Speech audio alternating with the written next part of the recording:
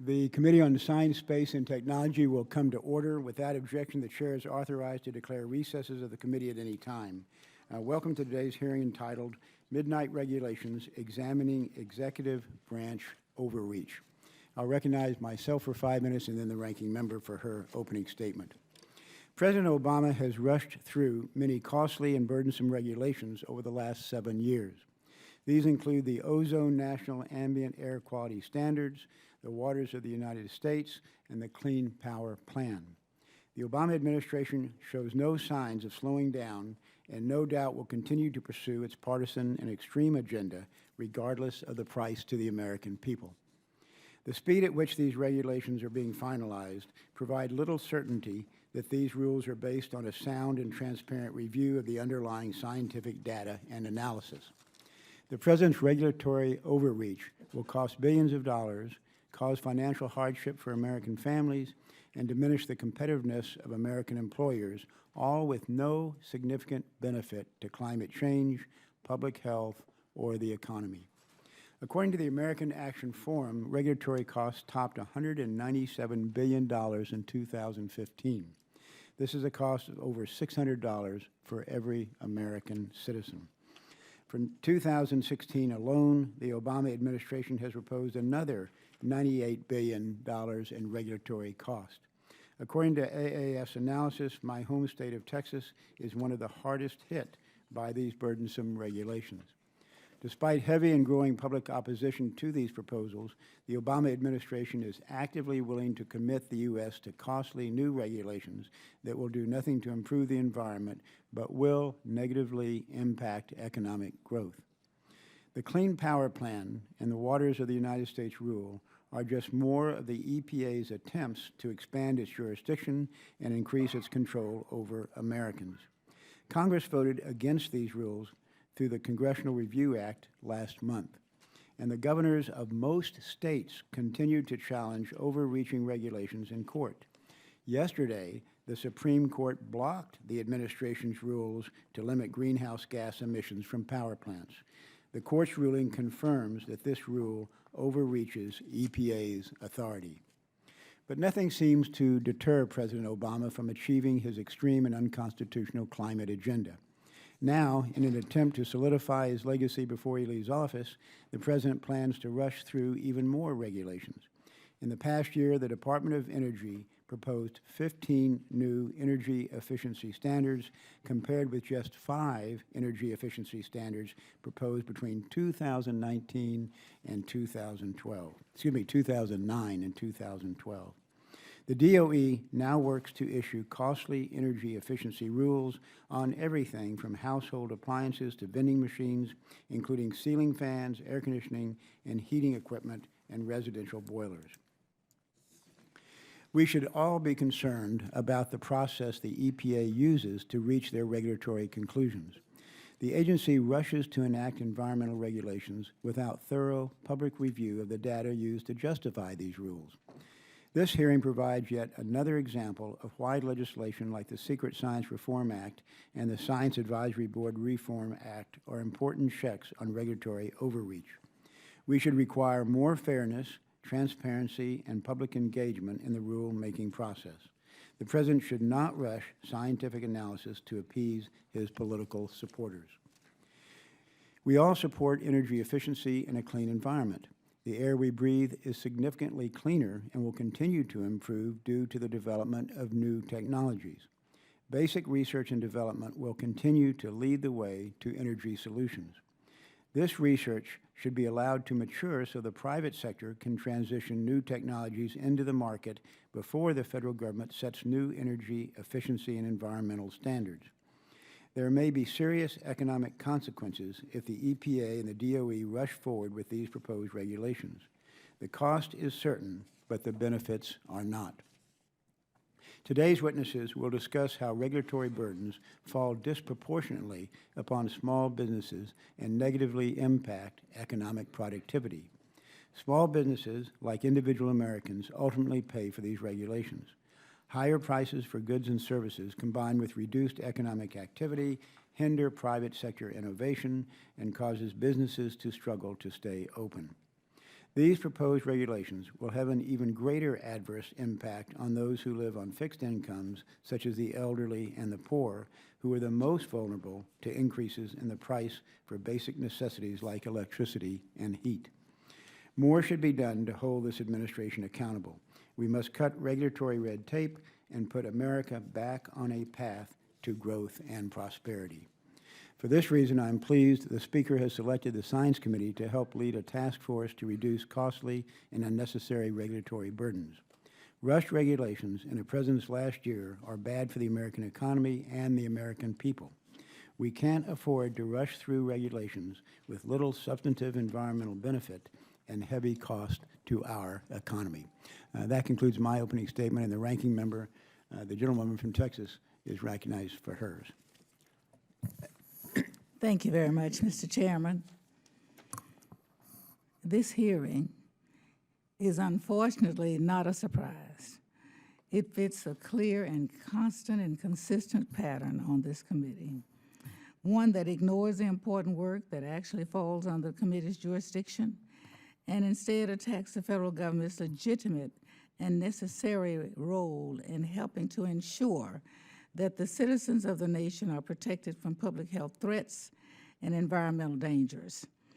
It may be fruitless to remind us of this, Mr. Chairman, but the committee has little, if no, jurisdiction over the regulations likely to be discussed today. And while you and your colleagues may disagree with me, I think our time would be better spent on hearings that advance the nation's research, innovation, and manufacturing enterprises. Nevertheless, today we will undoubtedly hear again the same tired rhetoric from the majority dismissing the need and value of regulations. The notion that federal regulations are not necessary because private industry would never harm the financial interest or health of the public is simply false. Federal regulations protect us from public health hazards, our children from unsafe products, communities from environmental dangers, and families from financial collapse. Federal regulations have played an important role in curbing the tobacco industry's past practices of marketing their knowingly harmful products to children, and Wall Street investment practices led to the 2008 financial crisis with dire economic consequences for millions of Americans. Federal regulations are not necessary or appropriate in every instance for every issue. However, I believe they are a critical tool in many instances in helping to improve our health, make our children safer, and prevent deadly disasters.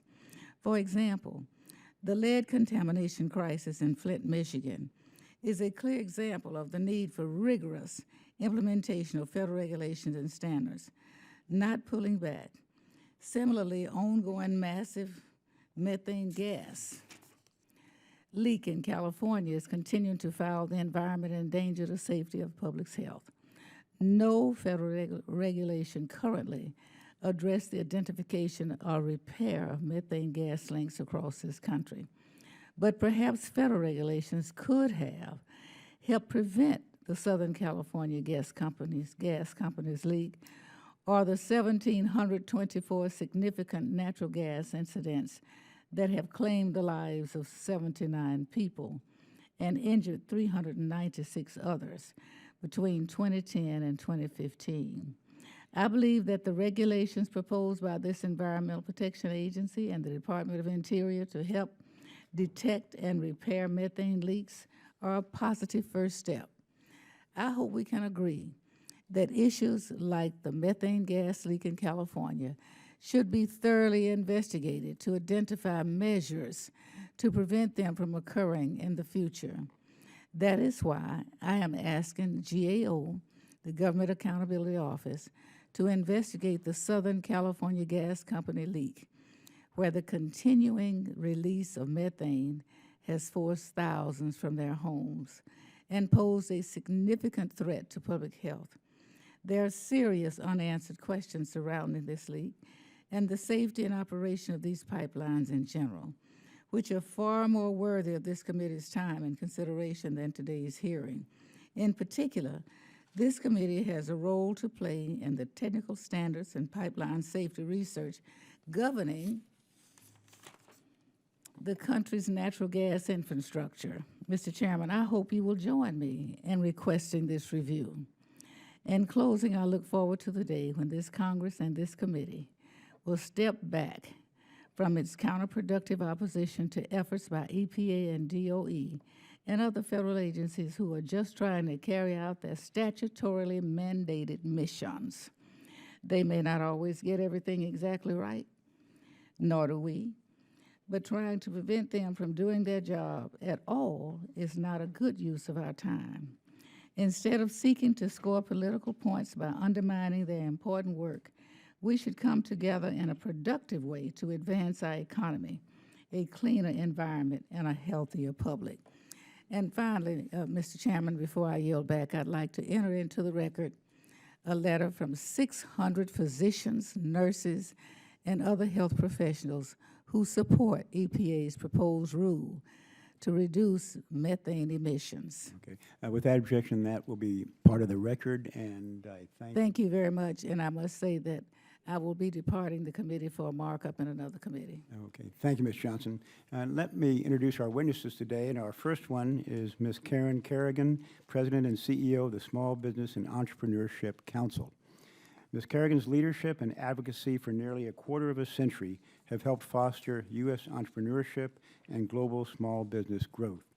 She has been appointed to numerous federal advisory boards, including the National Women's Business Council. In addition, she is a founding member of the World Entrepreneurship Forum and is a board member of the Center for International Private Enterprise. In 2009, Ms. Kerrigan was awarded the Small Business Advocate of the Year by the New York Enterprise Report. Ms. Kerrigan received her bachelor's degree in political science from the State University of New York System. I'll now yield to the gentleman from Texas, Mr. Weber, to introduce our next witness, Mr. Jerry Bosworth. Thank you, Chairman Smith. I'm pleased to introduce our third witness and fellow Texan, Mr. Jerry Bosworth, President of Bosworth Air Conditioning and Vice Chairman of the Air Conditioning Contractors of America. Bosworth Air Conditioning is a family-owned and operated business of 10 employees, which was founded in 1959. Jerry was just a young whippersnapper back then. Bosworth AC specializes in both installation and service and replacement of both residential and commercial systems. Jerry served as chairman of ACA, Air Conditioning Contractors Association, and Member Services Committee.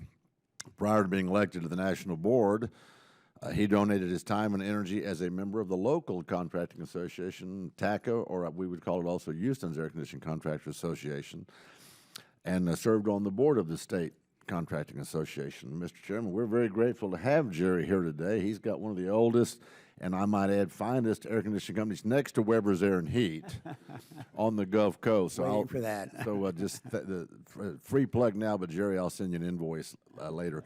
Welcome. We're glad you're here. Thank you, Mr. Weber. Our next witness is Ms. Kateri Callahan, President of the Alliance to Save Energy. Ms. Callahan also serves as a board member for the Keystone Energy Board and the Business Council for Sustainable Energy. She also serves on advisory councils to the UC Davis Policy Institute on Energy, Environment, and the Economy, and Duke University's Center for Energy Development and the Global Environment. Prior to joining the Alliance, Ms. Callahan served as the president of the Electric Drive Transportation Association. She received her bachelor's degree in political science from the University of Louisville. Our final witness is Mr. Sam Batkins, Director of Regulatory Policy at the American Action Forum. Mr. Batkins focuses his research on examining the rulemaking efforts of administrative agencies in Congress. His work has appeared in the Wall Street Journal, the New York Times, The Hill, Reuters, and the Washington Post, among other publications. Prior to joining the forum, Mr. Batkins worked at the U.S. Chamber of Commerce, the Institute for Legal Reform, and the National Taxpayers Union. Mr. Batkins received his bachelor's degree in political science from the University of the South and his law degree from Catholic University. We welcome you all, look forward to your testimony, and Ms. Kerrigan, if you'll begin. Great. Well, thank you, Chairman Smith. It's a pleasure to be here. Thanks. Good morning to all the committee members. And again, thank you for the invitation. This is a very important issue for our members in the small business sector of the economy. It should come as no surprise to members of the committee that many small businesses have concerns about federal regulations and the process by which the rules are made. A host of new rules, and ones yet to come, are piling on at a time when small businesses continue to struggle in a very tough economy. Complying with existing regulations and navigating new rules takes time and significant resources. Business owners are now looking at what's currently in the pipeline, which only perpetuates the uncertainty that is behind less risk-taking and growth. The period between the recession up to now has been challenging for small businesses.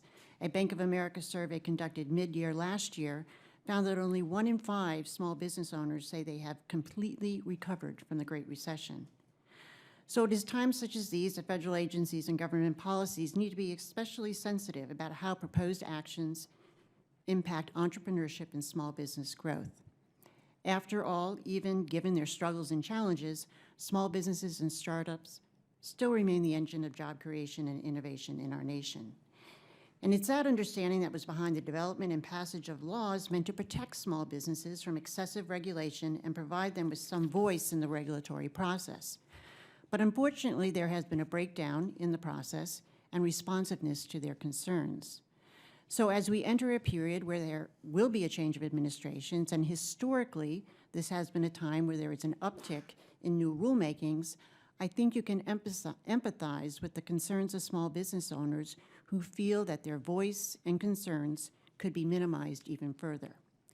We are concerned that an anticipated regulatory rush could lead to more shortcuts in a process that is meant to look out for small business owners. The Mercatus Center analyzed data during the midnight regulatory period across administrations from 1975 to 2006 and found regulatory analysis quality drops and regulatory oversight by the Office of Information and Regulatory Affairs weakens. As a result, federal agencies produce ineffective regulation, and these rules are more likely to be more costly. So this is why we do hope there can be some actions, some reforms that will improve the process and make it more accountable and inclusive for the small business community. Because small businesses are disproportionately impacted by regulation, and I would add more so by environmental regulation. A National Association of Manufacturers report details the disproportionate costs, which I've included in my written testimony. EPA's possible activity is of concern given the agency's history of improper certification of proposed rules when it comes to small business impact. On several major rulemakings, the SBA's Office of Advocacy made it clear that EPA's certification of rules did not comply with the Regulatory Flexibility Act. This was the case, for example, with greenhouse gas rules and the Waters of the U.S. rule. In each of these cases, EPA's own analysis contradicted its certification. The bottom line is that small businesses remain very concerned about what's ahead in 2016 on the federal regulatory front. With an economy that lacks strong traction and with indications that economic growth may slow further, regulations that raise compliance and energy costs and make it more difficult to compete only create more headwinds for small businesses. But I am somewhat optimistic. Thankfully, both sides of the political aisle recognize that we have a regulatory problem, a process problem as well. There are solid bipartisan solutions that have been proposed in the House and Senate that begin to chip away at the lack of accountability and to provide small businesses a greater voice and more protection in the regulatory process. And I look forward to discussing these with committee members. Thank you. Thank you, Ms. Kerrigan. And Mr. Bosworth.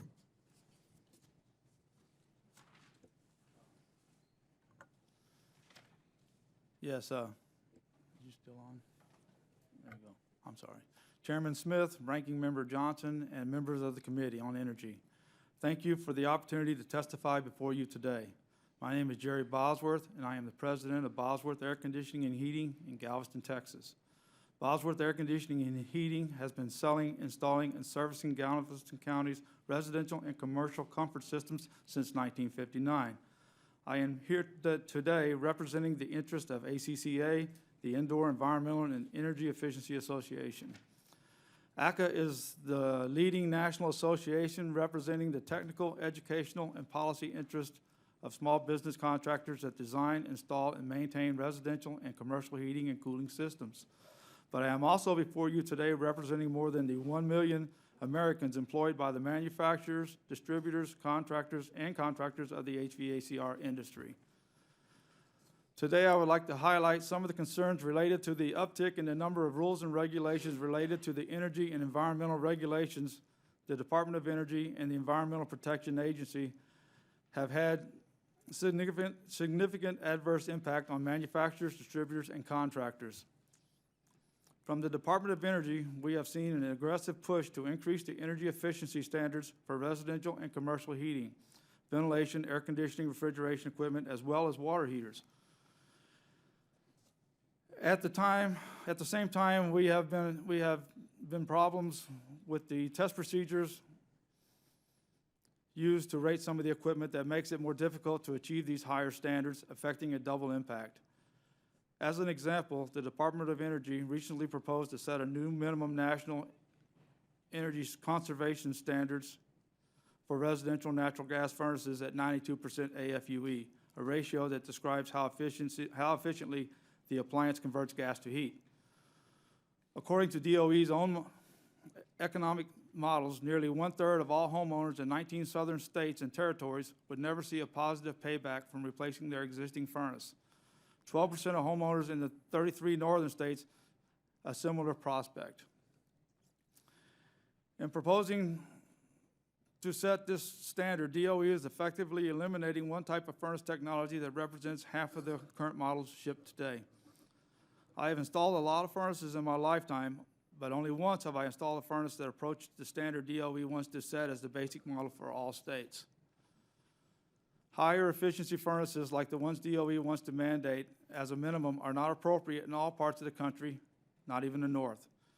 This is because furnaces that have an AFUE ratio equal or above 90% have special requirements that can only add thousands of dollars to the installation cost. This may force the homeowner to repair or maintain an older, inefficient model instead of upgrading. Or it can drive many homeowners in areas of low heat load to opt for a heat pump, driving up the utility cost, leading to more fossil fuel emissions at the energy plant. On Section 608, the production, use, and handling of hundreds of refrigerant compounds that make up air conditioning refrigeration possible are controlled and regulated by the EPA. Many of these have been found to harm the ozone layer or have a higher global warming potential if they are released into the atmosphere. EPA rules requires anybody who works on an air conditioning system to take a certification test to obtain their 608 card, named after Section 608 of the Clean Air Act, prohibiting the release of most refrigerants while performing any service or maintenance. In order to comply with these rules, the service technician must be trained, have the required equipment, take the extra time to properly evacuate the entire refrigerant into an appropriate container before performing any service work to the sealed system. ACA has no problem with these rules, but unfortunately, there are a lot of individuals who claim to be professional contractors who skirt these rules and are never caught. The bottom feeders take advantage of a lax enforcement and undermine our industry. So we think that better enforcement of we would like to see better enforcement of the Section 608 rules. Unless significant changes are made to Section 608 program through increased enforcement, it cannot accomplish its mission to protect the environment and should be abandoned. Lastly, I would like to bring to the committee's attention an important gap in existing regulatory scheme for residential equipment. According to a 2013 National Institute of Standards and Technology study, there are substantial equipment efficiency losses due to poor installation practices, typically due to duct leakage, refrigerant undercharge, overcharge, low indoor airflow, oversized equipment, and undersized ductwork. For years, ACAS has championed the need for quality installations in the HVACR contracting business, and DOE seems to ignore our pleas. So I look forward to any questions from the committee. Thank you much. Thank you, Mr. Bosworth. And Ms. Callahan. Thank you, Mr. Chairman and members of the committee, for the opportunity to testify before you today. I'm going to take a bit of departure from my fellow witnesses so far and talk about the significant and the very positive impacts that appliance, equipment, and vehicle efficiency standards are having on our economy. My organization, the Alliance to Save Energy, is a nonprofit coalition that has worked for 39 years to advance energy efficiency for the economic benefits, the improvement of the environment benefits, and also to enhance our energy security. I'm very proud of the fact that we were founded by two then-sitting members of Congress, Hubert Humphrey, a Democrat from Illinois, and Chuck Percy, a Republican from, Hubert Humphrey, a Democrat from Minnesota, and Chuck Percy, a Republican from Illinois. We have jealously guarded our inherited culture of bipartisanship, and today we count 14 sitting members of Congress from both sides of the aisle and both sides of the Capitol as honorary members of our board. And I'd like to take this moment to note that we are very pleased that Congressman Paul Tonko, a member of this committee, is part of our august group. Our congressional members are joined on our board of directors by leaders from business and organizations across all sectors of the economy, including manufacturers and HVAC folks. Since the birth of the Alliance, our country has made very great strides in advancing energy efficiency, and that's thanks in large measure to effective national public policies, most notably the appliance, equipment, and vehicle efficiency standards. Efficiency standards have proven to be the most cost-effective way of driving energy efficiency into our market. In fact, if you take together the corporate average fuel economy standards and all our appliance and equipment standards, we're shaving off the energy use equivalent to 10% of what we consume today. And that translates into very big money savings for Americans. Studies have shown that American businesses and consumers today are saving $800 billion every year on their energy bills. And as a country, we've doubled our energy productivity over the past 3 decades. That is to say that we are creating twice as much gross domestic product today than we did, using half of the energy than we did in 1980. We've done this once, and at our organization, we believe we can do it again. The Alliance has articulated the goal of doubling energy productivity once again by 2030. If we do it, the benefits to our country are simply transformative. We would recycle $327 billion into our economy from energy cost savings. We would create 1.3 million new jobs, and we'd reduce the need for imported energy to represent less than 7% of our total demand. But we can only achieve this goal with a strong foundation of public policies, and efficiency standards are a cornerstone of good national energy efficiency policy. Fortunately, the history of our national efficiency standards is one of bipartisan support. I'm not sure committee members are aware, but the first corporate average fuel economy standards were signed into law by President Ford, and the first appliance and equipment standards were signed into law by President Reagan. These laws were created and moved through the Congress with broad bipartisan support. Over the decades, this tradition of bipartisan support has remained solid, with the Congress enacting significant legislation in 1990, 92, 2005, and 2007, all included efficiency standards. This bipartisan work on standards is paying big dividends for our economy. For example, by 2020, appliance and equipment standards alone, not including CAFE standards, will be contributing 387,000 annual jobs to our economy, and these are jobs that are spread all across all 50 states. As the focus of this hearing is on midnight regulations, I believe it's important to note that in the case of efficiency standards, at least, it's Congress, not the administration, that dictates the timelines and deadlines for action, and these aren't tied in any way to a given president's term in office. The typical time needed to complete a standards rulemaking is 3 years because it involves significant engagement with impacted manufacturers, stakeholders, and others throughout the process. It is true that the pace of standard rulemaking has been brisk during the Obama administration, but this was driven in large part by a need to meet congressional directives and court-ordered mandates to catch up on backlogged standards. We see no evidence that the administration can or will rush any efficiency standards at the end of this president's term. While we have achieved great success through appliance and equipment efficiency standards, we do believe there's always room for improvement. The Alliance, along with many stakeholders and others, would like DOE to make more transparent the models and data that it's using to perform its energy savings and performance calculations. And doing so would help to avoid delays and litigation. There's also a big something I'm here to ask you to do, and that is to refrain from placing ad hoc policy riders on legislation that prevents DOE from enforcing standards that have been codified.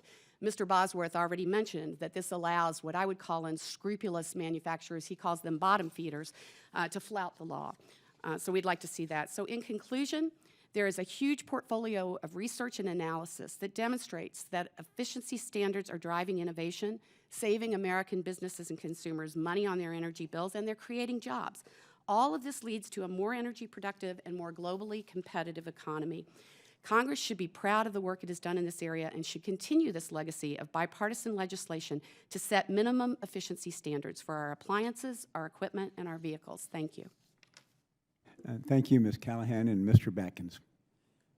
Thank you, Chairman Smith and members of the committee. I will direct your attention to the chart, which is now everywhere, which shows midnight regulatory activity from 1997 to 2012. And you'll notice two pronounced spikes. Those are in red in 2000 and 2008. And what I mean by midnight regulations, when we study the midnight quarter, which is just between November and January, and you'll notice that if you look at all midnight rules, what this chart shows are just significant rulemakings. It's roughly 80 to 90% more than other similar midnight quarters. For example, in 2000 and 2008, OIRA concluded review of 51 and 54 significant rulemakings.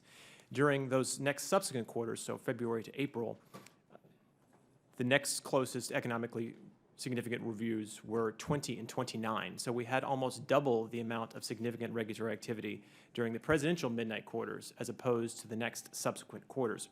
This chart is somewhat reflective of action at DOE and EPA as well, although perhaps a bit less so. Now, administrations, of course, have tried to curb this practice in the past, and this makes sense. Administrator Howard Shalansky has a memo sort of ushering in a new era of let's slow down the process, let's not rush any particular regulations. Josh Bolten, who was the White House Chief of Staff in 2008, issued a memorandum which set up sort of a brief schedule of when proposed rules should come to OIRA and when final rules should head to OIRA. But as you can see in 2008, agencies still managed to finalize quite a number of midnight regulations, including from DOE and EPA. Now, what does this mean? It has profound implications. We've heard the Mercatus data on quick OIRA review times generally lead to poor economic analysis, and poor economic analysis can often lead to poor results as well.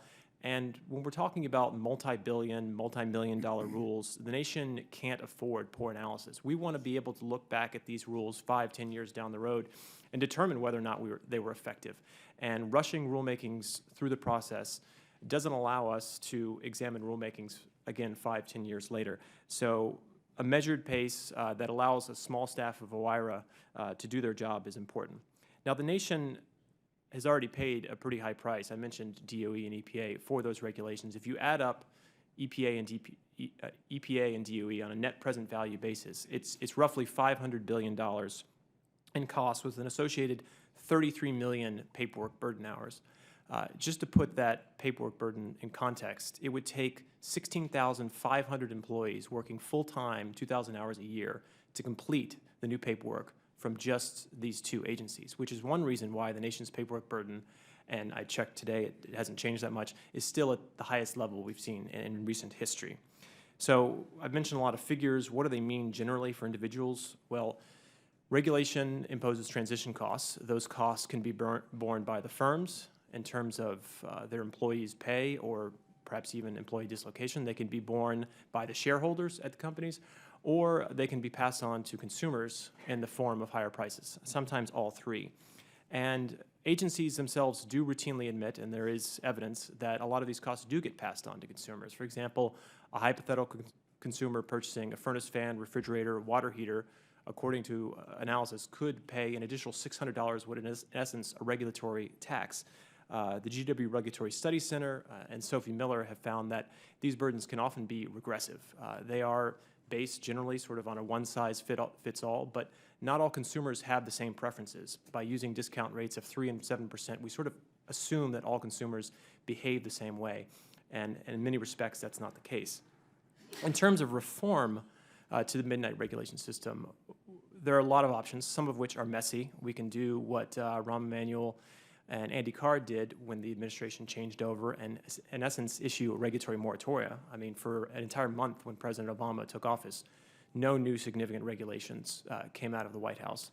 We can also use the Congressional Review Act, which is, again, a messy sort of piecemeal approach. If there are regulations Congress doesn't like in 2017, they can use that approach to repeal them. And there's also a positive approach. Congress could enact legislation providing for a flexible schedule for midnight regulation during presidential election years. Another way, the Alert Act, which Congress is currently considering, would prohibit a rule from taking effect unless posted on the internet for at least 6 months. That doesn't have the direct intended effect of curbing midnight regulation, but it is one approach. And with that, I will conclude, and I'll be happy to take your questions. Okay, thank you, Mr. Batkins.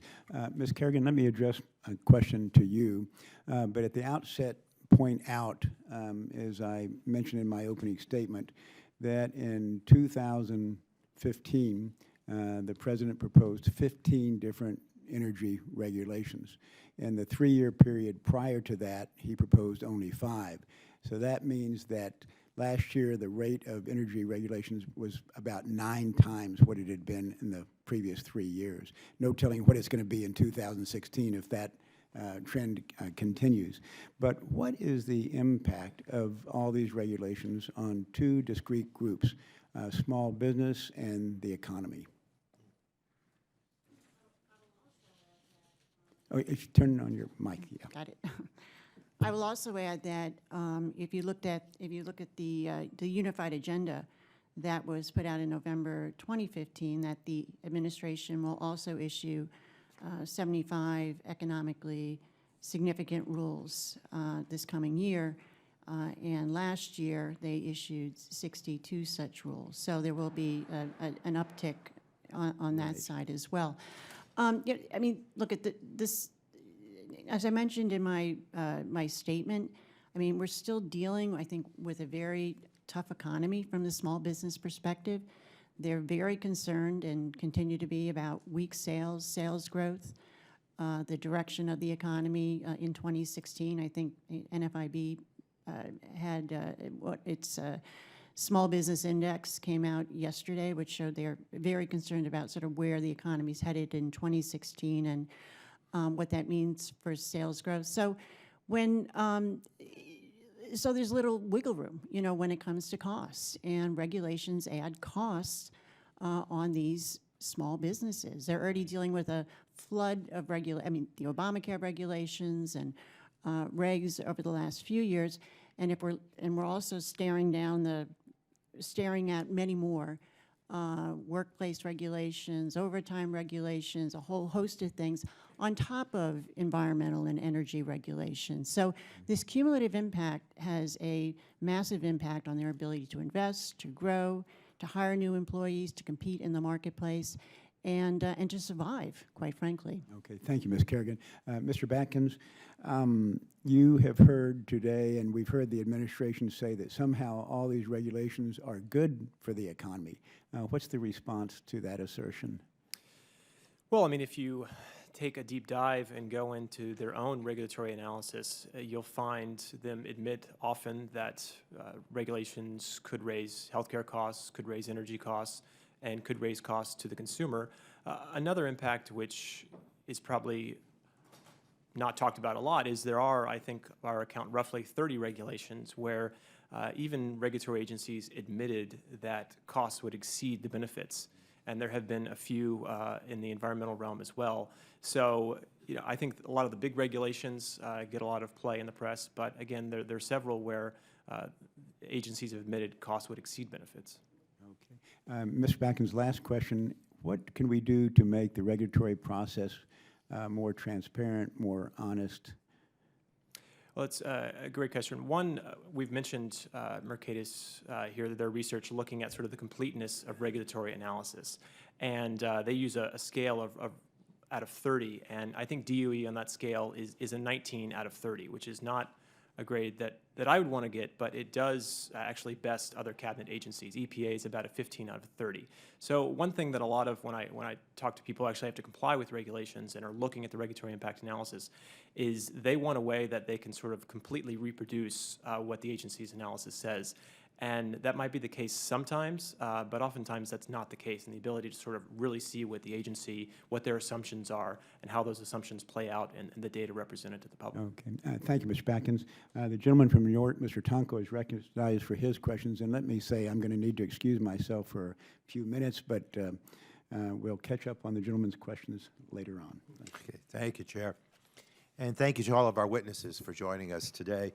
Kateri, it indeed is great to see you, and thank you for the awesome work the Alliance does on this issue. I'm proud to serve as an honorary member, as you indicated, of the Alliance's board, and I strongly believe that energy efficiency should be our fuel of choice. I have to tell you, I shared with Chair Smith. He had asked me about that assignment. I said I was on the board with the Alliance prior to my days in Congress, also as President and CEO of NYSERDA, New York State's Energy Research and Development Authority. So proud of that assignment.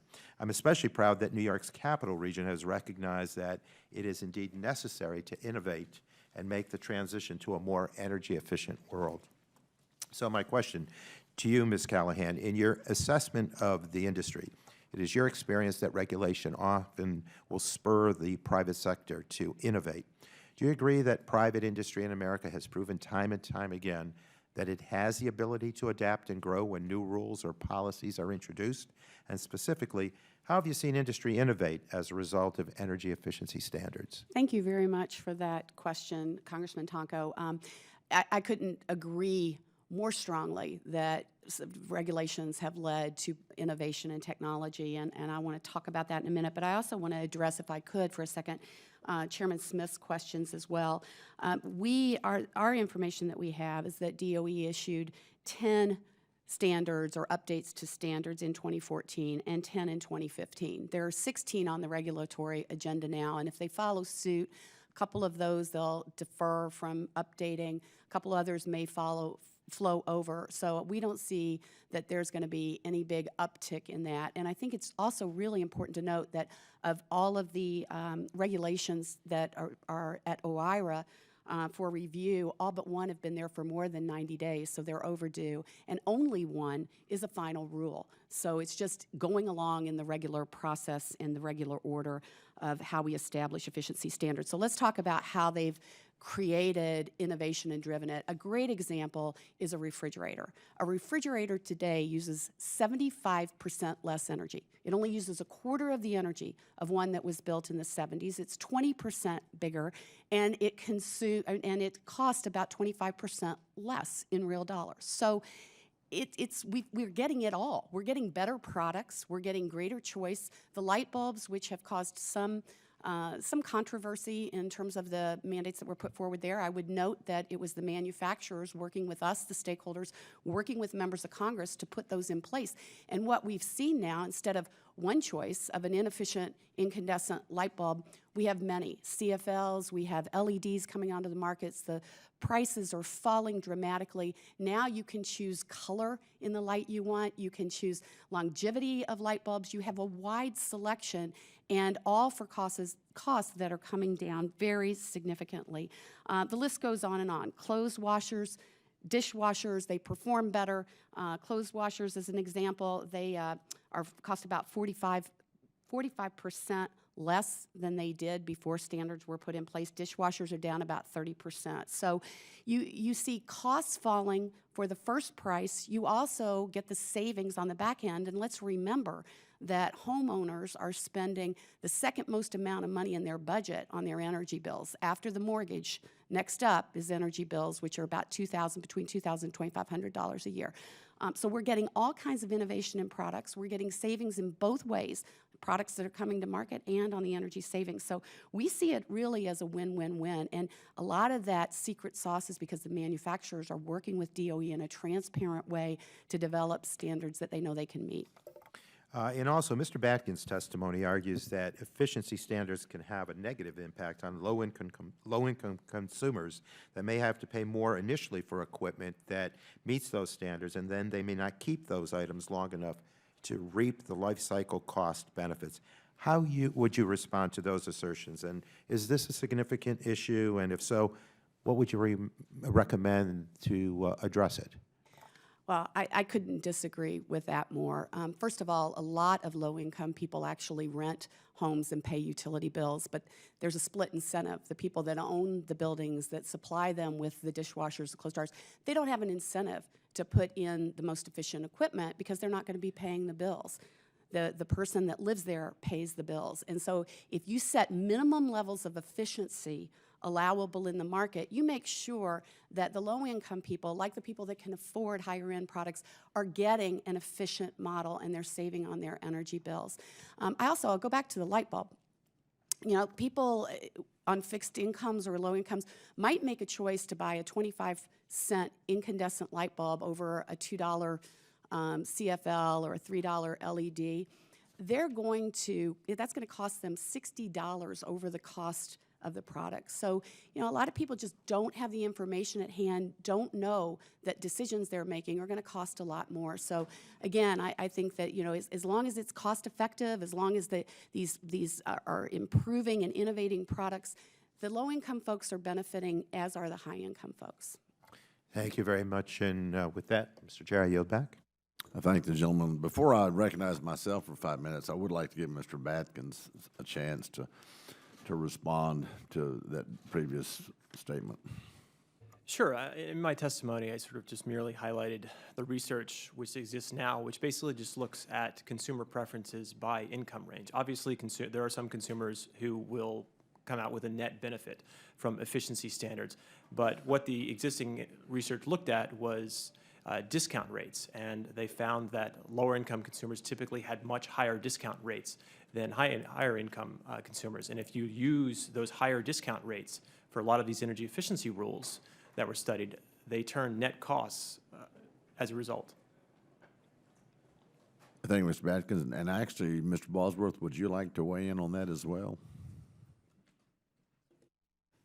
Well, one thing I would say is she is correct about refrigerators. Refrigerators are a sealed system. They come in a box. You slide it into your house. It operates. The only problem I see with the modern refrigerator is the older refrigerators had a little defrost timer, cost about $30 to replace. These new refrigerators, they got a control board in them, a circuit board. They go out, it costs a couple $100 to replace plus the labor. So with the energy efficiency, there is a more cost on repair and maintenance. As far as central air conditioning and heating, the unit's only as good as the installation.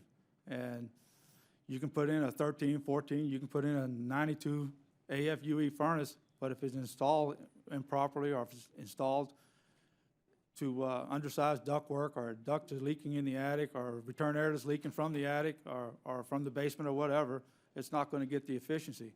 So the equipment is fine and dandy, but it's the installation that makes the difference. Well, it is, and of course, you know, I own an air conditioning company, and you're not, you know, yours, Bosworth was started in '59, and I'm guessing you probably didn't start that in '59. No. Because you look a little younger than I do. But you've been in the air conditioning company business how long? I went to work for my dad in 1985, and I took the business over in 2001 when he passed away.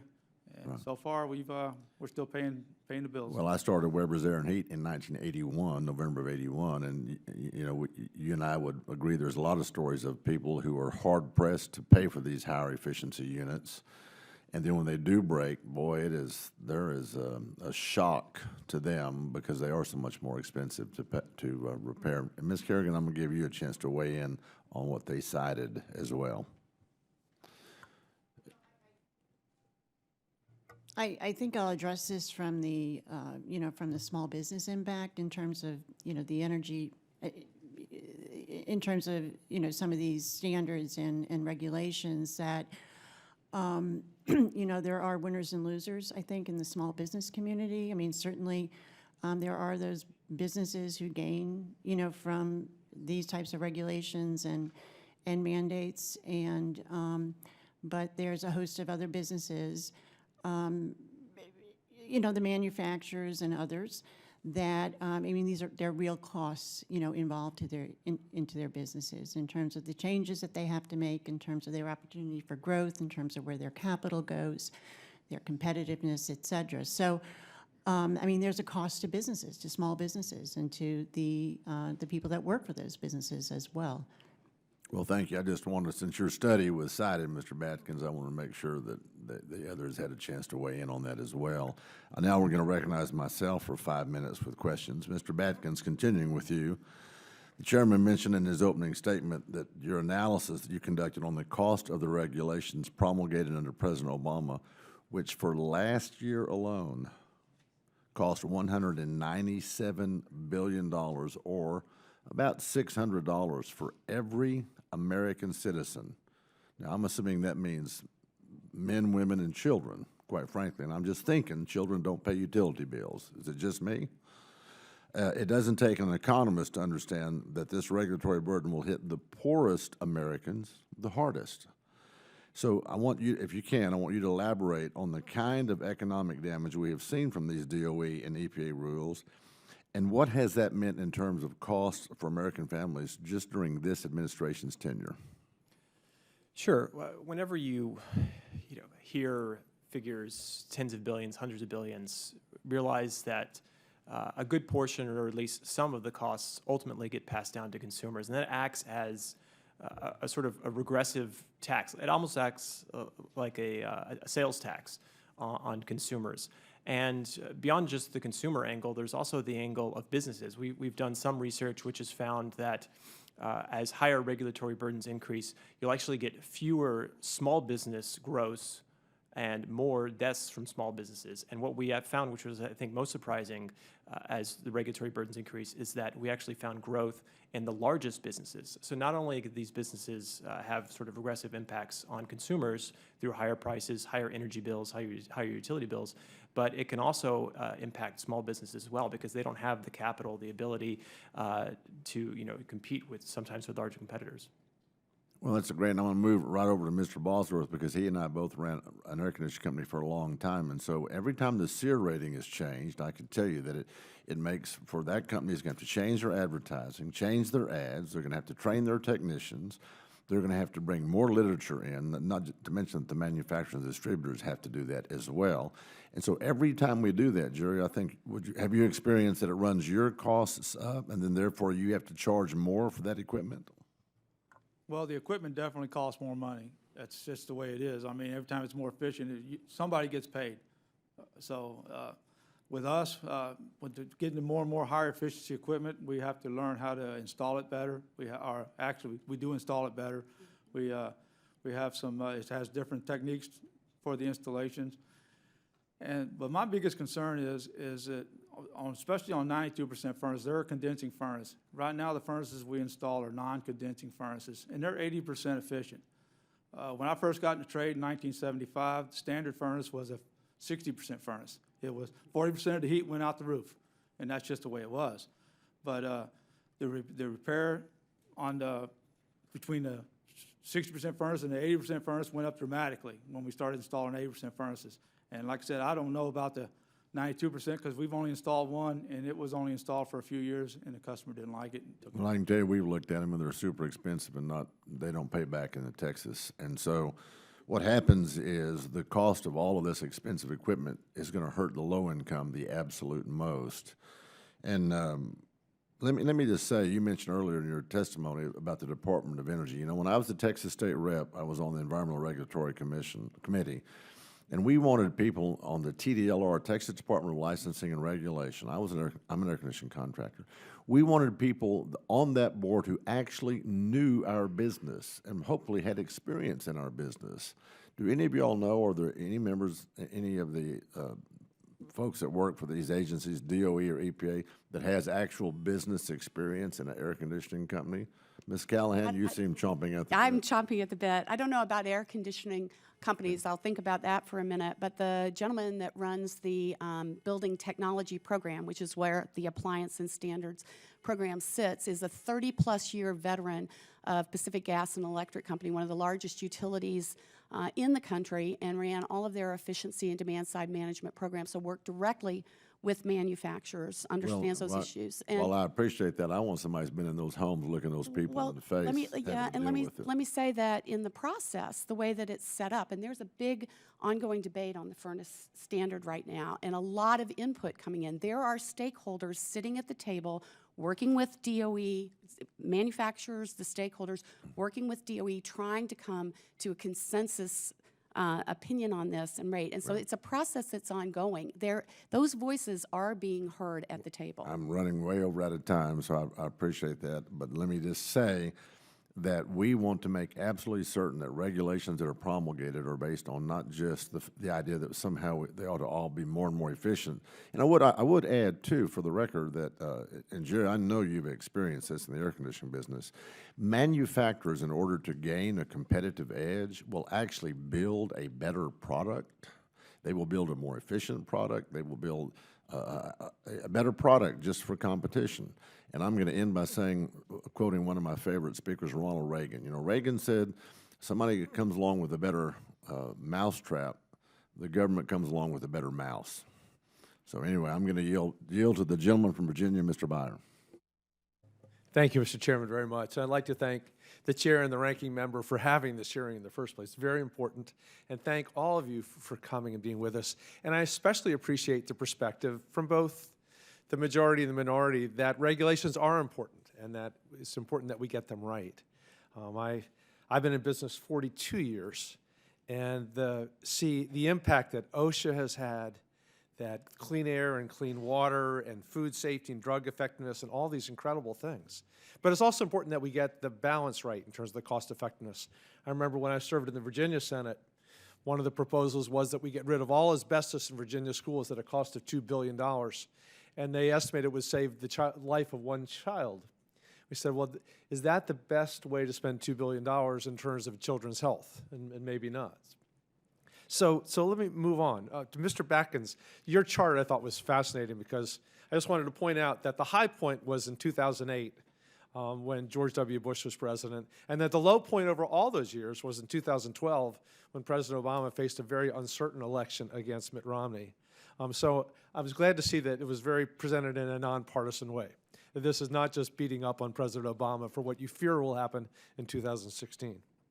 Mr. Bosworth, thank you for talking about the unintended consequences of the condensing versus non-condensing furnaces. I loved your line that the false choice between short-sighted solution to repair and maintain old inefficient equipment, and purchasing new equipment that will never have a positive payback.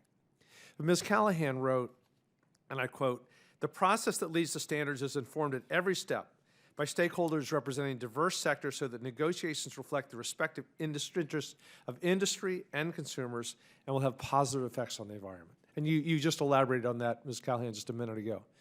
Mr. Bosworth, so you're in the business at the retail level. You said the process is broken.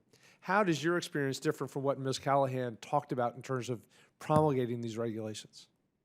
Why haven't this process with industry and stakeholders and consumers not apparently worked with respect to these furnaces? Well, we already have 92 plus furnaces available. I mean, they're sitting on the shelves ready to be sold.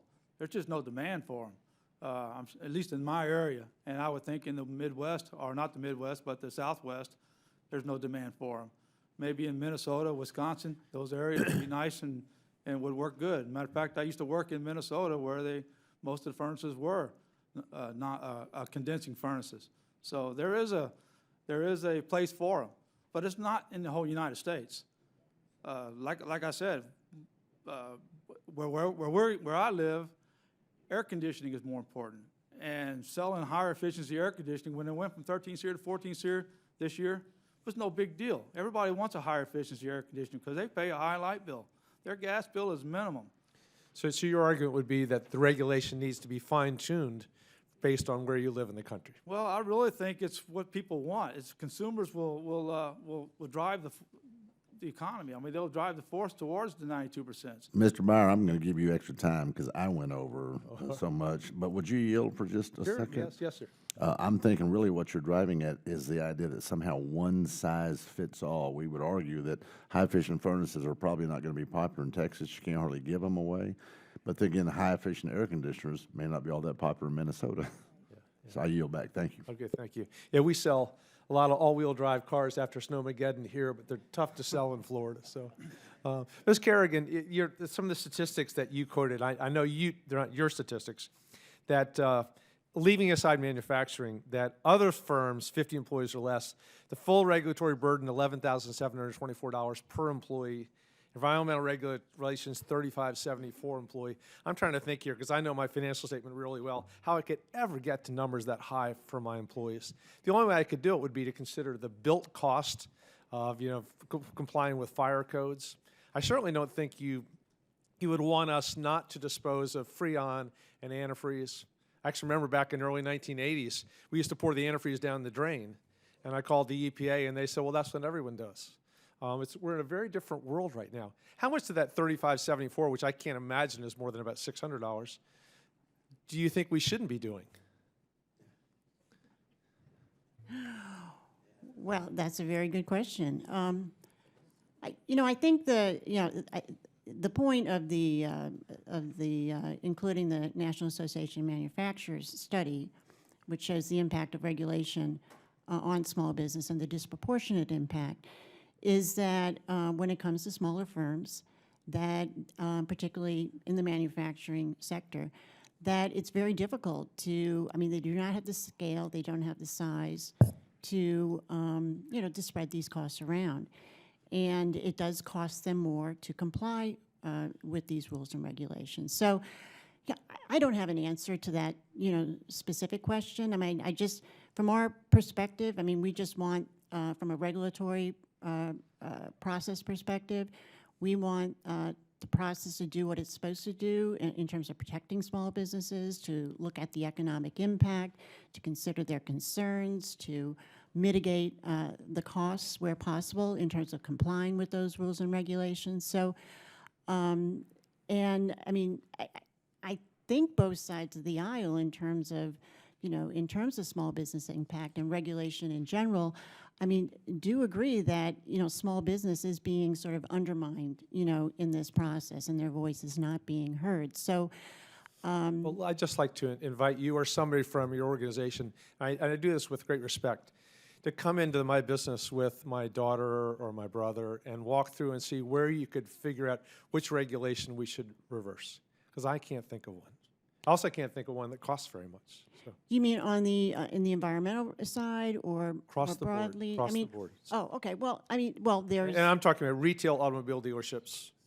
As gritty as you get. Right. Well, I'd love to respond to you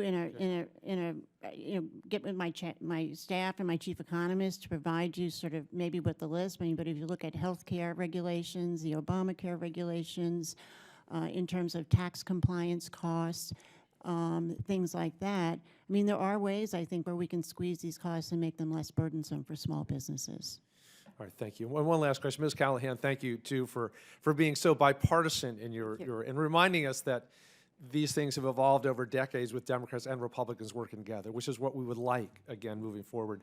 But you also talked about there are ways to make improvements, transparency and data. Can you talk about that for just a minute until the chairman tells my time has run out? Sure. I think it really goes to the point the chairman's making and Mr. Bosworth, that we need to have the people that are impacted by these regulations at the table. And I actually think DOE does a pretty good job at that.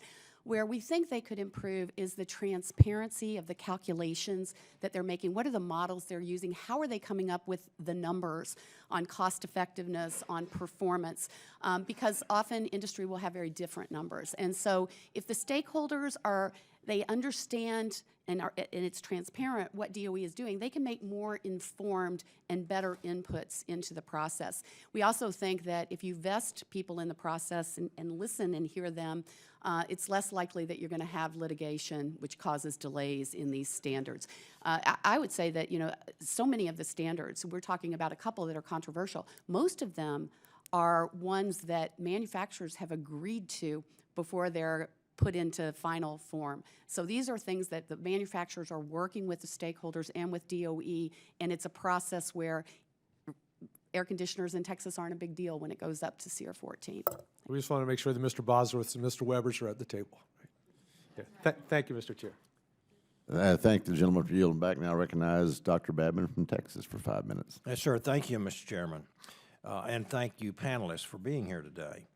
At last week's full committee SST hearing, we learned that this administration has apparently been using fuzzy math to justify their promised reductions, 26 to 28% reduction of greenhouse gas emissions from 2005 levels at the Paris Climate Conference this past December. It's another example of how far this president and his administration will go to fulfill a politically driven agenda. It is an agenda not based on sound science. Over the last 7 years, this president has pushed some of the costliest regulations in the history of the Republic, including the Clean Power Plan, the Ozone Rule, and waters of the United States. And in the final year of his administration, President Obama is eager to push more of his all pain, no gain regulations in the same manner in which he pushed his other regulations, with little regard to regulatory process and the underlying science. And more importantly, he shows little regard as to how this would adversely affect senior citizens, the poor, and those living on fixed incomes, as we've heard earlier today. It's extremely important to invoke all stakeholders in the regulatory process. We heard from the agricultural sector and others that EPA did not meaningfully involve them in the rulemaking process. And now we have a WOTUS rule that doesn't work for rural America, among others. Many farms and ranches are small businesses. We know that EPA failed to conduct a small business advisory panel, a SBREFA, to calculate the impact of the WOTUS rule that the WOTUS rule will have on small businesses. So my question is, Mrs. Kerrigan, in your capacity with the Small Business and Entrepreneurship Council, what are your thoughts on this procedural failure and the impact that the WOTUS rule will have on our small businesses? Well, the procedure was a huge failure. I think from a small business perspective, it was a travesty. Well, there's been this and then other major rule makings as well, where it's obvious that the EPA is not taking its legal responsibilities under the Regulatory Flex Act and its legal responsibilities on the impact on small businesses. But the SBA Office of Advocacy, which is a watchdog for the RFA and for small business in the regulatory process, called them out. They said the EPA should pull the rule, begin again, and they did not. But even their economic analysis that the EPA did showed that it would have a pretty significant impact on small businesses. But their certification, where they said it would not impact small business, obviously contradicted their economic analysis. So that's very disheartening to small businesses in terms of the process failure, a law that was meant to protect them and where they feel they have some voice and input into the process is totally broken, and obviously we need to fix that. And, you know, in terms of the impact, the agricultural sector, the home building sector, you know, any type of business that's looking, you know, to build out and expand its facility. A lot of the economic development projects that you see happening not only in inner cities but in rural America, I mean, this is going to have a huge impact in terms of costs or the ability for any of these projects to move forward. So, but we're happy to see that it's in the. We shouldn't have to go to the legal process. Obviously, the courts that we are right now. I mean, EPA should just do this. They should take their job responsibility seriously. And if you don't mind, I'd like to follow up real quickly because has this been a procedural failure by EPA to conduct a SBREFA panel with other regulatory rules, not just WOTUS? Well, with the Clean Power Plan, there was a very hastily arranged at last minute, you know, type of panel that they put together. I think they were sort of shamed into that, but it really did not have a meaningful agenda, and obviously they didn't consider the impact on small business. In the tailoring rule, that was another instance where they, in their economic analysis or in their analysis, they found that 6 million small businesses would be impacted, you know, by that regulation, yet they certified that it would not. So, yeah, there's been several instances. Absolutely. Okay, thank you so very much. Thank you, Mr. Chairman. I yield back. Gentleman yields back. Gentleman from California, Mr. Swalwell, you're recognized for 5 minutes. Thank you, Chair, and thank you to our witnesses. And I wanted to start first with Ms. Kerrigan. Ms. Kerrigan, in your statement to the committee on page 2, you state in the third paragraph, if I'm correct, regulation and the threat of new regulation continue to be a major issue of concern for our members. Is that right? Yes. And this is not the first time you've come to Washington to, I would say, argue that regulation of an industry is burdensome. Is that right? Yes. And in fact, in 1997, you were on the federal legislative team for Philip Morris. Is that right? No. Have you ever seen? I am president and CEO of the Small Business and Entrepreneurship Council. We are an organization that represents small business owners, and I have been in this capacity for more than 20 years. Would it surprise you, Ms. Kerrigan, if in its Good Science Project Plan in October 1997, Philip Morris listed you as part of 4 people on its federal legislative team? Yes. Okay. And would it surprise you if Philip Morris said that they intended to call as a witness to the Senate Environment and Public Works Committee hearing Karen Kerrigan with the Small Business Survival Committee and ask her whether she would consider testifying? She's done some very good work, having several letters to the editor published on OSHA issues. Well, that might not surprise me in terms of being invited to a committee and perhaps having a corporation recommend, you know, if they're working with staff, that I testify before the committee. But putting you on their federal legislative team would have been done without your permission? Yes. Okay. And the Small Business Survival Committee did, in fact, back in the late 90s, receive money from Philip Morris. Is that right? Yes, we have a variety of corporate partners who support our organization. And Ms. Kerrigan, in 1999, on March 23rd, you sent a letter to Majority Leader Lott at the time, stating that America's tobacco industry is a legitimate one. Is that right?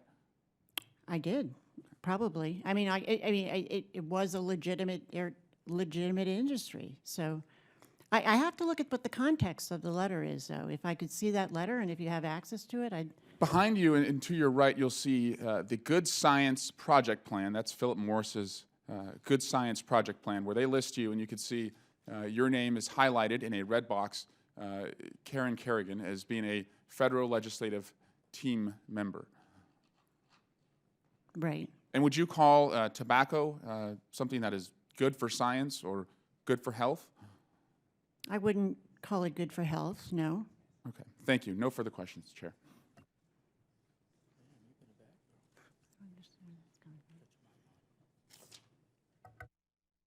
I thank the gentleman.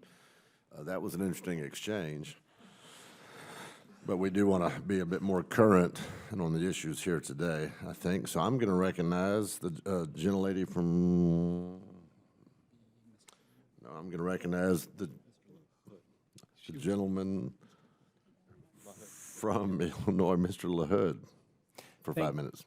Thank you, Mr. Chairman, and thank the witnesses for being here today. And I want to thank Chairman Smith for having this hearing today. There was some reference earlier on why we're having this hearing and the reason for it.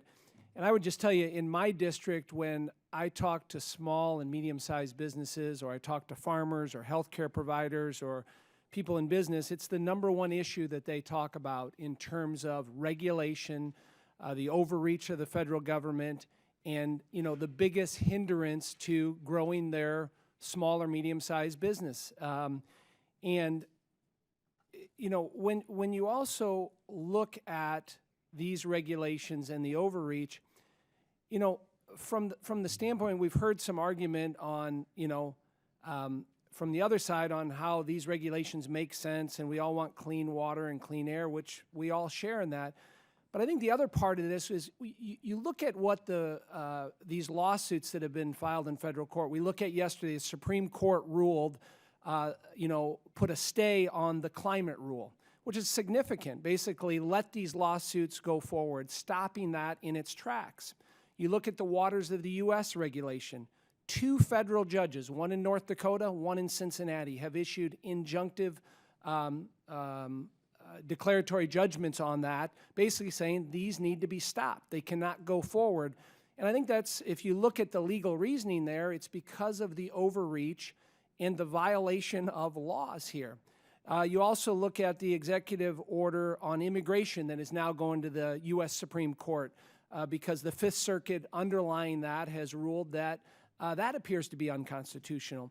The point being that, you know, when you look at what this administration has done in particular in terms of, you know, the regulation, the overcompliance, the standards that have put in place, and I think what I hear is, you know, there has not been a balanced, kind of a reasonable approach on this.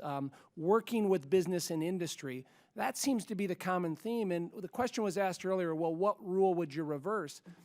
I think it should be asked from the standpoint of what could be put in place so that you have a dialogue and a discussion on how you work together to implement these rules to make it easier on business. And Mr. Bosworth, I commend you for engaging in the business you are and trying. It's a tough environment to do that.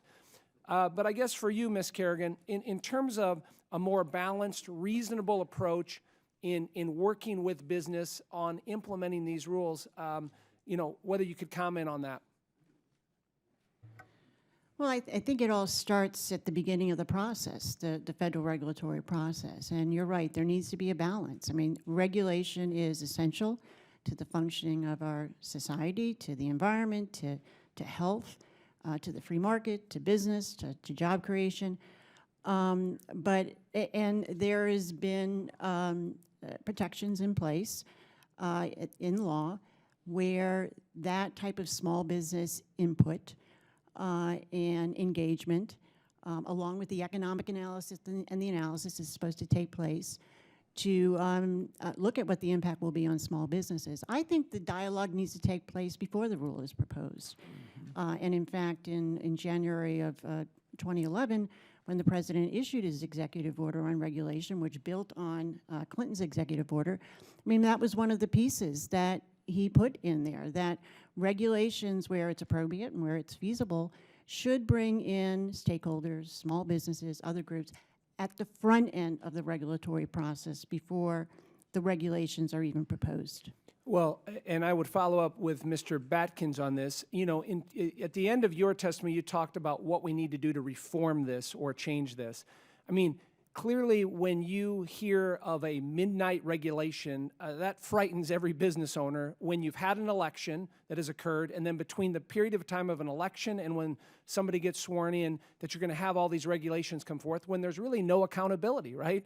Nobody is being held accountable, and that's what's scary and is what makes people very cynical about government, that exact phraseology, and then you see what's occurred. So you mentioned in terms of reform, moratorium, but are there other things that are more substantial that can be put into place to kind of stop this mentality? Sure. I mentioned that Congress has under consideration the Alert Act, which would basically allow sort of posting on the internet a regulation for at least 6 months before it can go into effect. There are some regulations that we've studied where there has been an economically significant regulation imposed before it was even published in the Unified Agenda, period, and very little in the way of public feedback. And I'll give you one example from the 2000 midnight period. There was a Department of Energy regulation which was proposed in October of 2000, published in the Federal Register the following January 2001.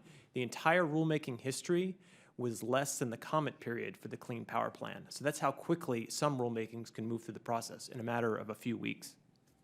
Thank you. Those are all my questions, Mr. Chairman. I thank the gentleman for yielding back, and it seems as if the minority side has no other witnesses. We will now go to Barry Loudermilk of Georgia. Thank you, Mr. Chairman, and thanks to the witnesses being here. I've got a couple of questions, but first as we were listening to the testimony, I was reading over the testimony, I started wondering, when does the madness actually come to an end? As a small business owner for 20 years, I experienced the impact overregulation has on the small business community, whether it be environmental regulations, whether it being in the IT business affected my customers, whether it be health regulations brought on by the Affordable Care Act, which affected my customers, or whether it be Dodd-Frank, which affected everyone. I definitely saw the impact of overregulation. But as I was reading over some of the testimony here, a question came to me is who gains? Who's going to gain from all of this? Right? We had testimony here in this committee that the average American family pays $15,000 a year in hidden regulatory costs. Another report said that the 60% of the cost of a new home is due to government regulation. So I'm wondering, with all of this, who actually gains? And I read something in Ms. Kerrigan's testimony which may indicate who gains from this. It was dealing with the waters of the U.S. when I think of the testimony said that there'll be $158 million in new permits that I would assume the EPA would be collecting those funds. So I think it's clear who gains in some of this regulation. It's not the consumer. It is not the individual citizen. It's the government. The government is the one that gains. But on to my question. I did find a ray of hope as I was reading over I hope there's a ray of hope here, as I was reading over some of the written testimonies. And Ms. Callahan writes in her written testimony, many stakeholders would like the U.S. Department of Energy to find ways to increase transparency with respect to the data and models it uses to make performance and energy-saving calculations. More transparency could help stakeholders make more informed contributions to the standards process and perhaps more importantly help prevent situations that lead to litigation and delay. Simply put, process pays dividends beyond energy savings. This is refreshing because definitely we need more transparency, and if what I'd like to ask of Ms. Kerrigan, Mr. Bosworth, and Mr. Batkins is are you seeing more transparency? Do we need to look for more transparency? Because let me tell you, even with subpoena power, this committee is having a hard time getting transparency from these agencies, especially the EPA, who fails to respond to our request for their data, for their models, for information. And so my first question is do you see a need for more transparency? And are these agencies looking, Ms. Kerrigan? Yes, I mean, we definitely need more transparency. I think on the economic analysis side, the scientific data, I mean, all the data and the technical information that's being used to justify the regulations. And in terms of if we're seeing any more, I'm not quite sure. I don't think so. Again, we had some hope with President Obama's executive order in January of 2011, which again said that that scientific and technical information, I mean, the goal was, or I think there was actually a requirement, and where possible to begin moving this stuff online so that everyone can see it on regulations.gov, so the regulated community could also see it. But as you noted, with subpoena power, you're not getting this data. And I think, I mean, the ozone rule and the underlying data in that very significant regulation, I know you've subpoenaed for that information and you're not getting it. So I don't see any sign of transparency. Well, thank you. In that regard. Running out of time, let me skip to the second question, and hopefully we can get the other two to weigh in on both of these. Even with subpoena power, we're having a hard time getting transparency. So as we bring these stakeholders in for these meetings, are they having the transparency? And as some of the testimony says, this again, that Ms. Callahan writes, these standards are proof that even when dealing with the biggest impacts regulation, this context can work and result in the benefits to all stakeholders. By saying we're bringing them in, the stakeholders buy into this, but are the stakeholders getting the information they need? And is the choice that they're giving equating to would you rather be shot or hung, and not giving a third option, Mr. Bosworth? To be quite honest, I am not in the political atmosphere of all this stuff, so this is not really my expertise. Count your blessings. So I'm going to have to just Okay. defer on this one. Mr. Batkins, would you like to weigh in on either of those?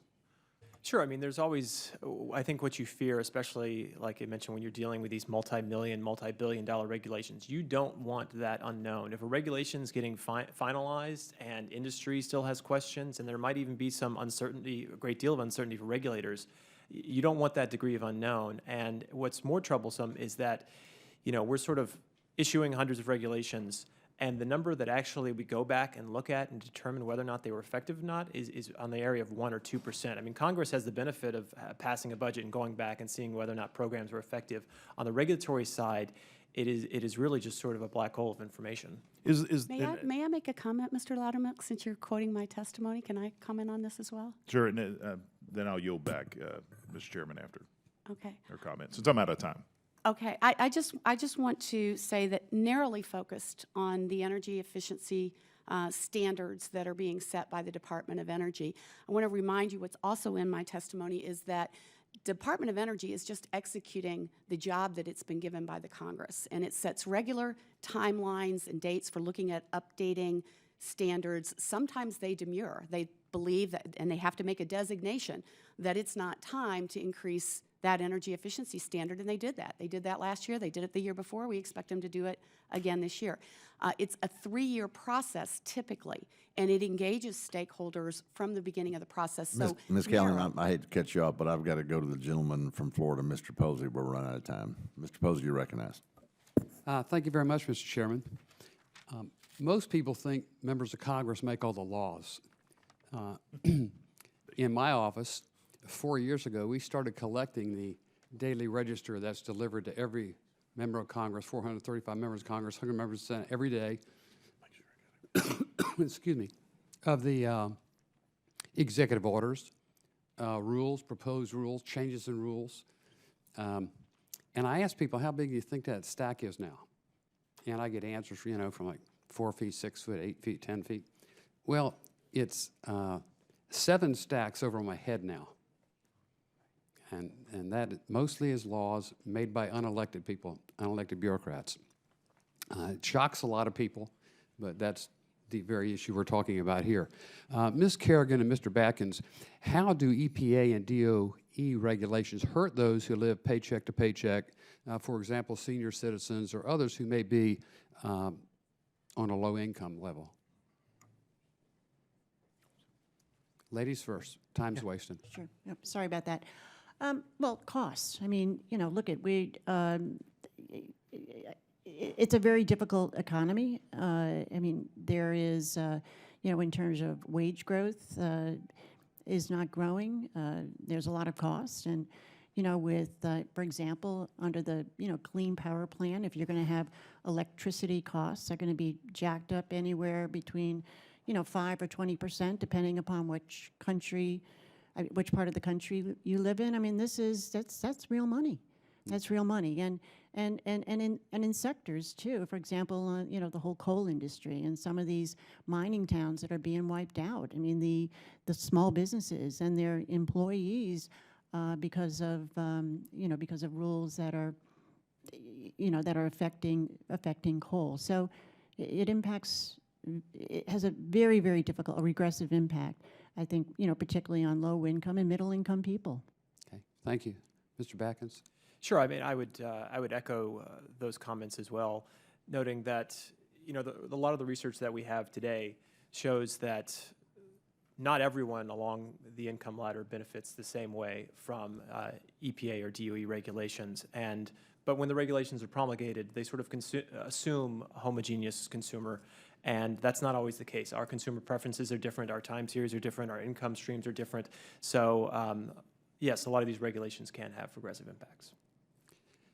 And back to Ms. Kerrigan and Mr. Batkins, do you foresee any downsides from a healthcare perspective?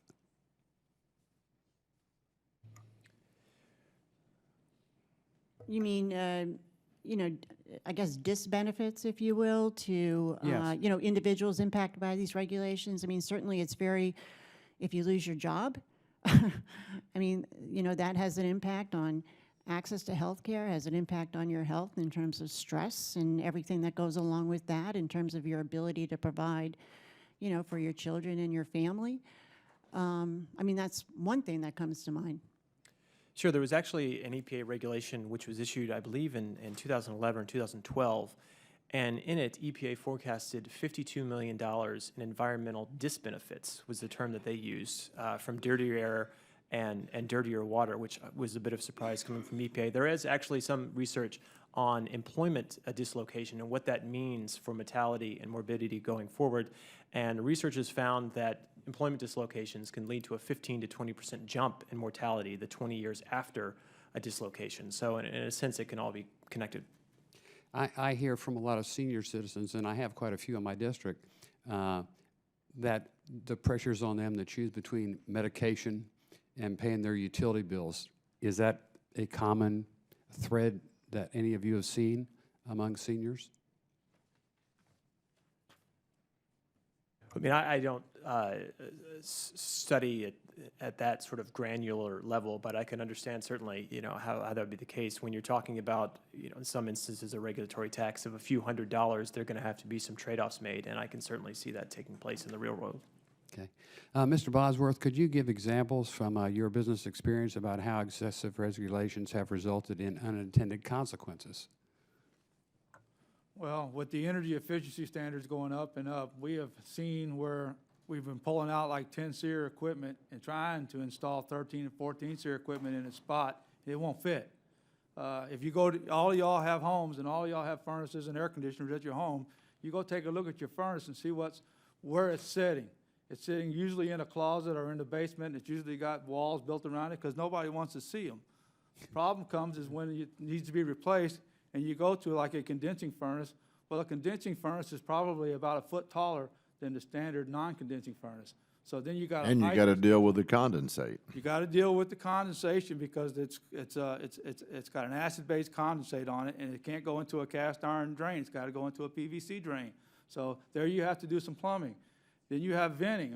If you change out a standard furnace, you have what we call B-vent aluminum piping or steel piping that we vent through. These for these condensing furnaces, they use PVC pipe. And then again, if your unit is in a basement and you're in a sealed or you're in a basement that's been made into a bonus room or something, you have a sealant that you might have to remove in order to or tear a piece of it out in order to run vent pipe. Or if you're in a closet, you might have an issue to where the vent pipe doesn't go straight up. It might go over and up, and you still have to do some carpentry work in order to get this system installed. But they had the best of intentions when they wrote the rule. Well, yeah, that's what I mean. The equipment itself, you're looking at adding about $600 to the job cost. You're marking up, you're looking at a couple $100, but then you're looking at the construction work that might be required to install the system, and the sky's the limit. If I indulge one more question. On automotive air conditioning, we had to get rid of Freon, and we have a replacement now. Yeah, we went from R12 to 134A. You know, I'm told you could, you know, breathe all the Freon you want to, and it won't hurt you. Well, it'll get you high. It'll get you high?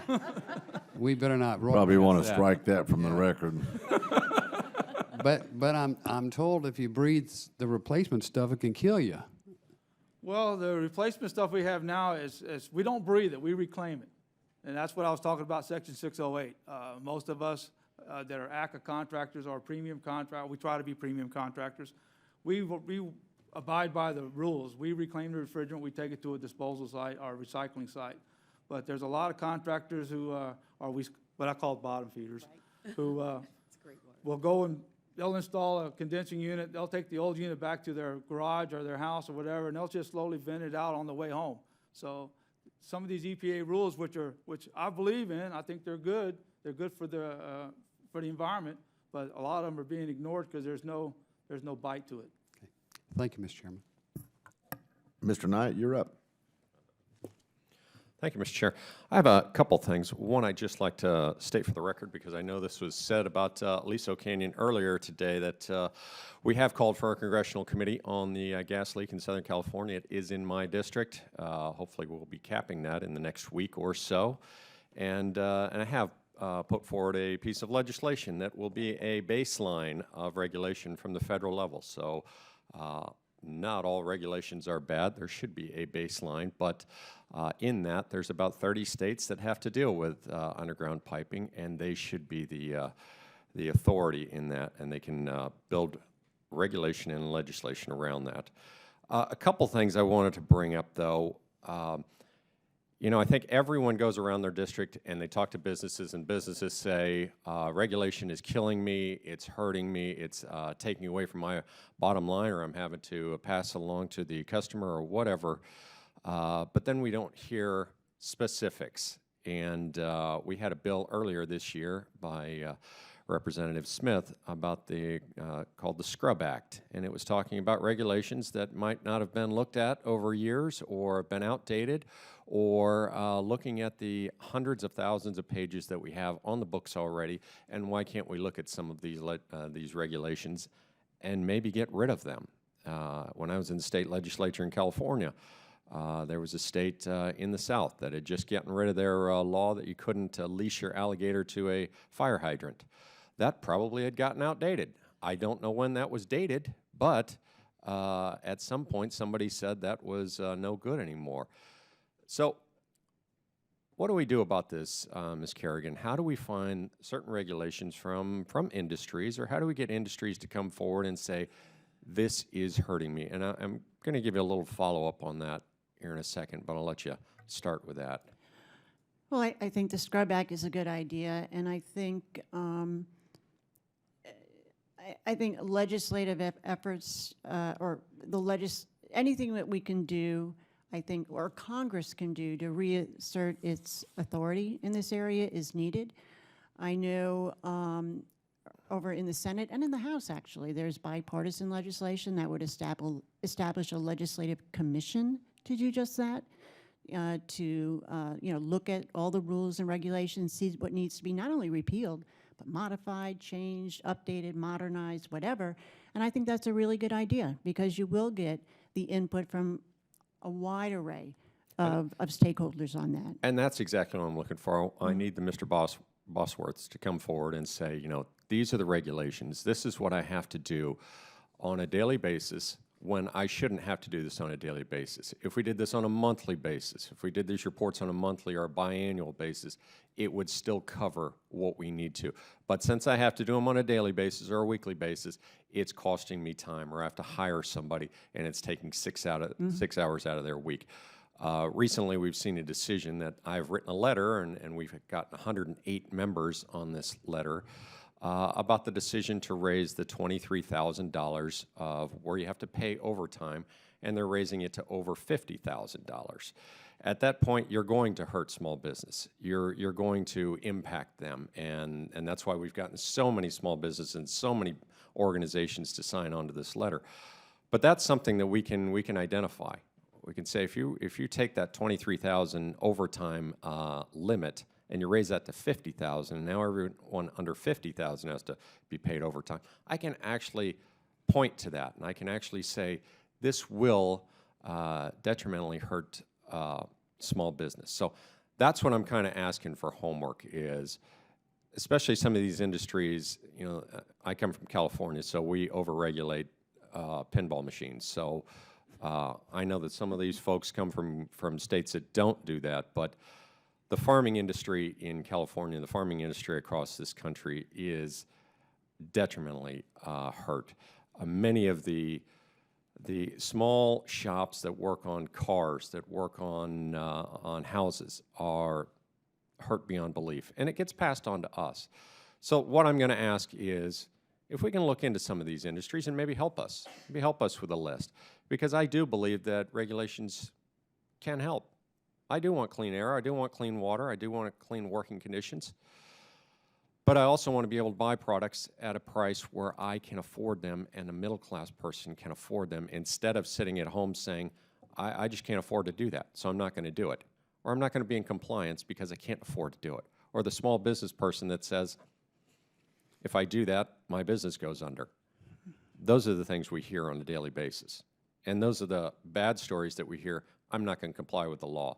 So the last question I'll ask to Mr. Batkins is, how often do you hear that we just, well, you probably don't hear that we don't comply, but how often do you hear stories that people just don't comply with the law because, one, there is no bite to the law, or two, it'll just put them out of business? I mean, quite frequently, I mean, we have, I think, over 176,000 pages of regulation, and I know a specific example for the new silica standard, which is being drastically lowered. It's currently at the White House. I know this very It's well. currently at the White House now, and OSHA has said that they haven't fully enforced the old standard. They don't know that 100% of businesses are currently running and are in compliance with the old standard. So when you have 176,000 pages and tens of thousands of regulators, obviously you will get some instances where there's non-enforcement, and then that won't stop a regulator from going back and tightening the standard further. And, thank you, Mr. Chair. I just wanted to say one more comment. If we do regulations that have no bite, that have no enforcement, why would we do that? Just for the people that have good morals and good ethics that are going to do it on their own, that's fine. But we also know that if it's going to kill the business or if it's going to damage them in such a way and there is no enforcement, then we should probably think about that too. Thank you, Mr. Chair. I yield back. I thank the gentleman. Alligators leashed to fire hydrants. What, did the OSHA mandate stronger fire hydrants? I'm surprised California didn't. Okay, all right. The gentleman from Alabama, Mr. Gary Roll Tide Palmer, is recognized for 5 minutes. Thank you, Mr. Chairman, especially for that appropriate salutation. We'll try to make sure that Alabama stays on the radar for years to come, unless they're regulated out of it. Let's get back to the issue at hand. I know everybody's tired of questions and answers, but a couple of points have been raised that I want to come back to. And there's two things about this whole issue of midnight regulations and really about how we're doing regulations, but particularly this idea that the executive branch by executive fiat can make law outside the legislative process. You lose transparency, you lose accountability. So that's one aspect of it. It's a constitutional aspect. And if we're going to have constitutional government, we've got to get back to Congress making law rather than the executive branch bypassing Congress and making law through agencies. But there's also the economic consequences. Ms. Kerrigan, there was a report out of Brookings, came out in May of 2014 that indicated that business dynamism is in decline.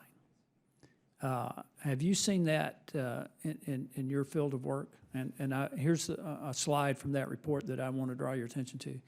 That's a pretty severe slide over the last few decades. Mm-hmm. Yes, I have seen that, and I've seen some other reports with Census Bureau data showing the same thing. Well, I'm going to get to that in a moment. That's a little bit different. This indicates some stagnation in entrepreneurism. And new business creation. Yeah, new correct. business creation. And in respect to this, how much of this is do you think is attributable to regulation, not just by the federal government, but at every level? I can't say how much, but I do think it does impact. I mean, certainly I think that the weak recovery, there is a regulatory drag where we haven't had a robust recovery, that regulations have played into the uncertainty where there's a lack of investment, business growth, people taking risks, et cetera. And if you don't have a confidence that there's going to be a strong economy, then that's going to impact people willing to start businesses. Well, that's the whole point, is, for instance, Dodd-Frank. We've only issued half of the regulations that will come out of Dodd-Frank.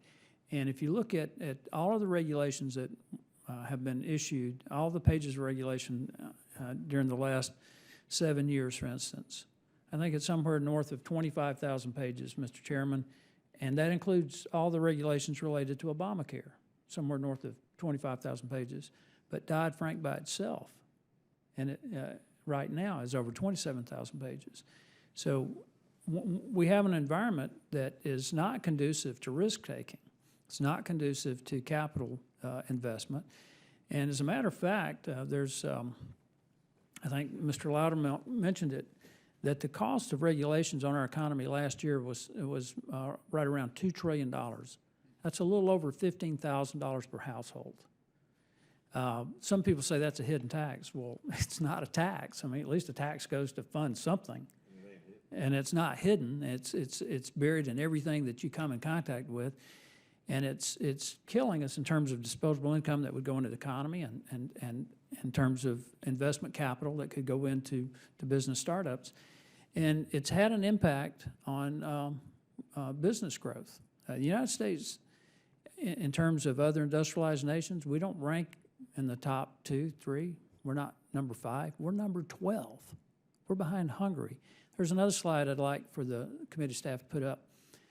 This is where we are in terms of businesses starting versus businesses closing. Prior to 2008, on a regular basis, we had 100,000 more businesses start up than closed. From 2008 forward, we're now running at 70,000 more businesses closing than starting up. And I just, you work with small business. I just want to ask you to, again, to comment on this and how this uncertainty that we've created with an over-regulated economy, not only, again, at the federal level, the state level, the local level, is a driver behind this. Well, I mean, certainly the Great Recession had a huge impact on business closures and bankruptcies and all of that.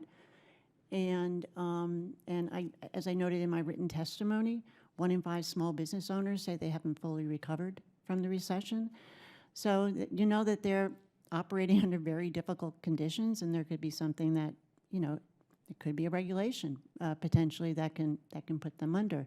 But I do think there is, again, there's a regulatory drag. I mean, you do mention the Dodd-Frank Act. I mean, there has been legislation that was signed by the president that we supported to allow for equity and debt-based crowdfunding, to improve capital formation and all of that. But, you know, capital access is still still very difficult to come by, particularly for startup and high-growth firms.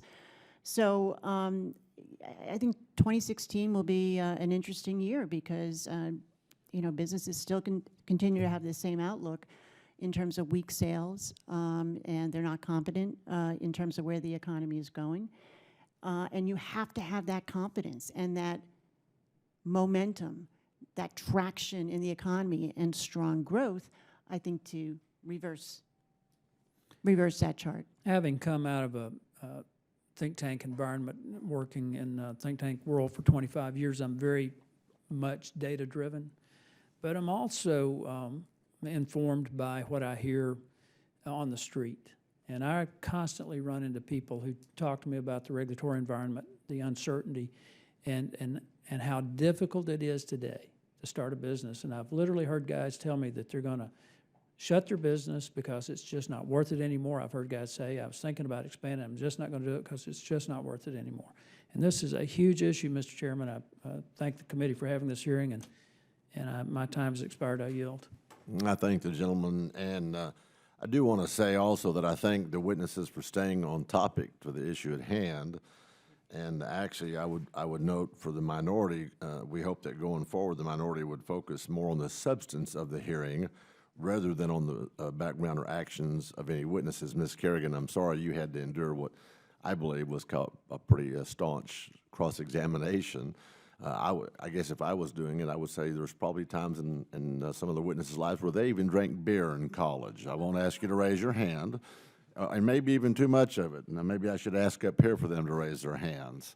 But anyway, we do appreciate y'all being here. I thank the witnesses for their testimony and the members for their questions. The record will remain open for 2 weeks for additional written comments and written questions from the members. This hearing is adjourned.